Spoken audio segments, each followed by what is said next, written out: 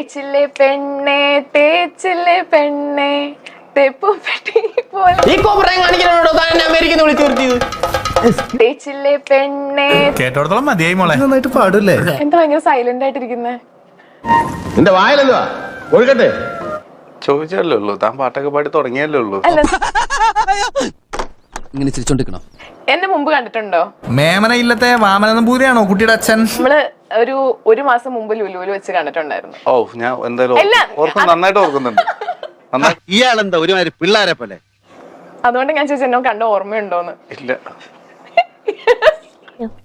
ആരത്? ഇല്ലേ? ഓ സോറി.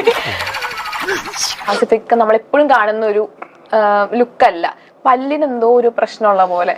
അത് ലൈക്ക് ഒരു നെഗറ്റീവ് ക്യാരക്ടർ ആണോ ചെയ്യുന്നത്? ഞാൻ പറഞ്ഞു മറുപടി ഉടനെ വേണം. കയ്യോടെ തന്നുവിടാം. നമ്മൾ ഈ പല്ലിന് പ്രശ്നമുള്ളവരെ മുടി അങ്ങനെ വളർത്തിയവരൊക്കെ നെഗറ്റീവായിട്ട് കാണേണ്ട കാര്യമില്ല. അത് ഇല്ല ഇല്ല, അതല്ല ഉദ്ദേശം. ഞാൻ മാറി അങ്ങനെയല്ല ഞാൻ പറഞ്ഞത്. അങ്ങനെയാണ് എനിക്ക് മനസ്സിലായത്. അതാണ് നല്ല വിവരമുള്ള കുട്ടി. ₹1,00,000 തരാന്ന് പറഞ്ഞാലും ഇമാതിരി നാണം കെട്ട വർത്താനം പറയാൻ ഇന്നെ കിട്ടൂല. അപ്പൊ അതുകൊണ്ട് ചോദിച്ചതാ. അയ്യോ, നീ എന്തിനാ ഈ ആവശ്യമില്ലാത്ത കാര്യമൊക്കെ പറയാൻ പോകുന്നു? ഓക്കെയാണ്. സോറി. എന്നോട് സോറി. അതിനെന്താ സോറി പറയുന്നത്? ഒരു ആടുജീവിതം ആ ഒരു ഇതുപോലെയാണോ? മരുഭൂമിയും പിന്നെ ആ ഒരു ലുക്കൊക്കെ കണ്ടോണ്ട് ചോദിച്ചതാ. ഇങ്ങനെ കണ്ടാ പിന്നെ ആടുജീവിതമായി അല്ല അങ്ങനെ അന്യനായിട്ട് എന്നെ അപമാനിക്കരുത്. മരുഭൂമിയിൽ വെച്ചായിരുന്നല്ലോ ഷൂട്ടിംഗ് ഒക്കെ. അപ്പം അതിന്റെ ഇടയ്ക്ക് ലെവൽ ക്രോസിന്റെ സെറ്റിൽ ആർക്കും എന്തോ അപകടം എന്തോ സംഭവിച്ചു എന്നൊക്കെ എനിക്കറിയില്ല. അയ്യോ, ഞാൻ അറിഞ്ഞിട്ടുണ്ടാവില്ലായിരിക്കും ചിലപ്പോ. ആണോ? അങ്ങനെ ഒരു ഓൺലൈൻ ചാനലിൽ ഇവൻ പറയുന്നത് വിശ്വസിക്കരുത്. ഇവൻ ഭക്ഷണം കഴിക്കാനും കള്ളം പറയാനും മാത്രമാ വാ തുറക്കുന്നത്.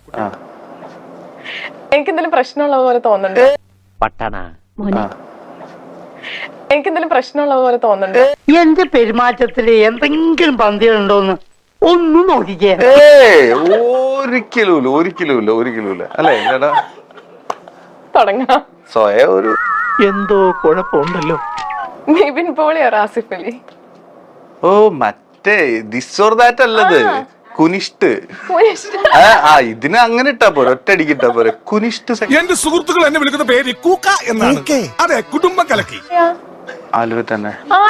എന്റെ വീടും ആലുവയിലാ. ആണോ? എന്റെ വീട് പഞ്ചാബിലാ. മാറിപ്പോയില്ല. ഇതത്ര ശരിയായിട്ടുള്ള ഏർപ്പാടല്ല. ഇത് എത്രാമത്തെ പ്രാവശ്യം? ചെറുപ്പക്കാരല്ലേ, ഒരു തമാശ ഒക്കെ ഉണ്ടാവുമല്ലോ എന്ന് വിചാരിച്ചാണ് ഞാൻ വന്നത്. ഇനി നമ്മൾ പഠിച്ചു. മൗണ്ട് എവറസ്റ്റോ ഹിമാലയോ അങ്ങനത്തെ എന്തെങ്കിലും. ഓ, ഹിമാലയം മൗണ്ട് എവറസ്റ്റ് ഒന്നാട്ടോ മക്കളെ. ഞാൻ തന്നോട് എന്ത് ദ്രോഹാടോ ചെയ്തത്? ആണോ?